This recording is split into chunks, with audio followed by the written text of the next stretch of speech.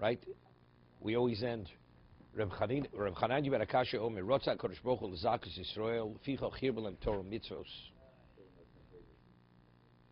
What? What's going on over there? Shh. Thinks he's in the kitchen in the restaurant. Okay. Him and Howard are interacting. The chef and the mashgiach. Okay.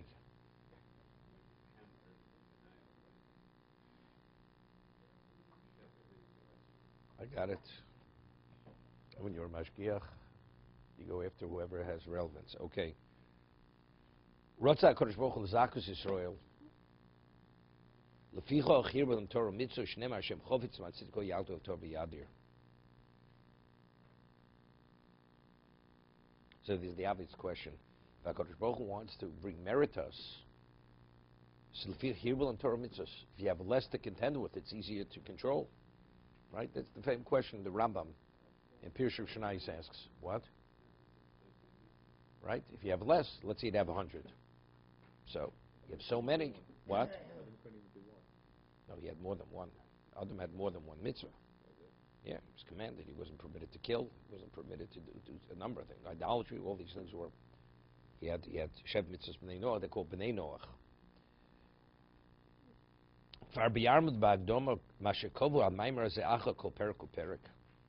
Why did they set this particular statement after every parak?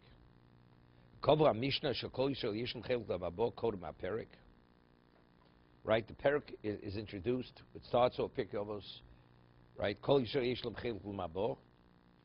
And then it concludes. That's when we finish.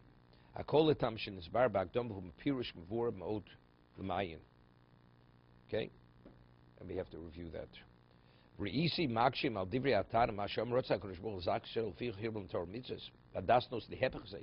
Rambam's question seems to be it's contrary to logic.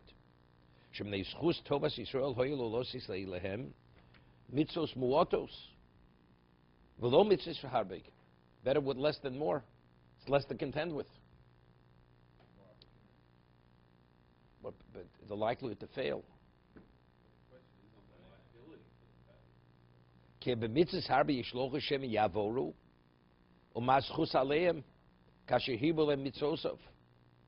brings the Rambam. Rambam zal pirshim shnai shlo ki mi ikre hamuna b'Torah. This is from the ikre, from the fundamentals of emuna and Torah. Shekayim ha'odam mitzvah achas mitarg mitzvos keseder chakogim. If you perform even one mitzvah properly and as it was prescribed, shliyashativ imo dover mitovas olam b'shimponim. He explains what that means. El l'shiasos l'shmo mi'avo. That's what it means. You do a mitzvah totally for the sake of the mitzvah and out of love. Selflessly, out of love, which is the most advanced level of avodah. Zocha bo l'chel ma'abo. And the Rambam writes, even if the person does it once in his lifetime, it's not the one mitzvah he has to continuously do at that level. If he does one mitzvah of the tayyag once, b'shleimus, ba'avo, and lishmo, he merits that special location, place in Olam Habo. Balze Omar kibiyosem harbe, yefshul yasem mihen al matchunuso shleimuso ba'asoso mitzvot chayinav she'at kan loshono. It's not possible, or the opportunity is so much greater when you have multiple, endless opportunities, that it's inevitable almost that of all those, one of them, once in a lifetime, you'll do it once, b'shleimusa, complete, meaning lishma and adav through avo. No, you have, hopefully, in 70 years, 80 years, you'll have a moment of clarity, and that moment you do it lishma and you do it mi'avo. That's rotzah. But there's such a downside, it's irrelevant. Even if there's a downside, for this one moment, it's worth it. This is similar. This is similar to what I mentioned in Rabbi Yisrael yesterday. What my Rashiv Zafar says. Besser zu sein a Yidden brennen in Gehennem, wie zu sein a Goy. Those are Rabbi Yisrael's words. You know what that means, burning? Better to burn in hell as a Jew than be a Goy. So that's it. He has endless failings. He's going to have to pay the price. The downside associated doesn't make a difference. But since the end result is you'll merit that special location, because once in your life you fulfill the mitzvah, lishma and the ava, it's all worth it. It's all worthwhile. That's basically the concept. Let me ask a question. A person sacrifices a life first to be a success. Works 20 hours a day. He's in the salt mines, and now he has all this, whatever his success, if he succeeds, even if he should succeed. Right? So he had to go through Gehenna. He lived through Gehenna for their success. Finally, at the age, years ago, a person didn't become a success overnight. He built a business. It was a lifetime. Finally, at the age of 60, 65, 70, if he succeeded, that's when he would succeed. Didn't happen at 30 years old. 99.9% of the people who did succeed. So, what is it? You have to go through Gehenna for that moment of success, for that short period of time. No, so that one moment, l'shma mi'ava. Yeah, but you're going to have to go to Gehenna. It's worth going to Gehenna for that one moment, for that eternal moment. Here, it's an eternal moment to be continued.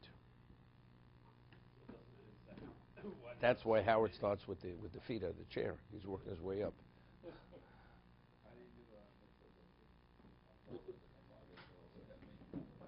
You do it for the sake of the mitzvah. No self-interest whatsoever. Purely for the sake of God.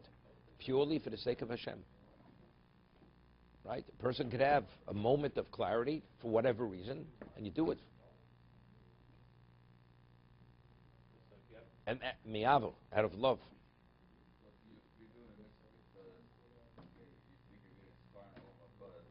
That's not the ultimate. No, it's lishma, but that's not the ultimate. Because if you think olam haba, then it's not mi'avo. That's self-interest. Even though that's lishma. Although it's lishma. No, there's things that Howard did to the bottom of the chair. What? Wasn't that okay?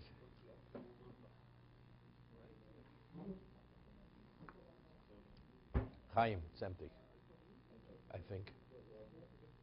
Okay.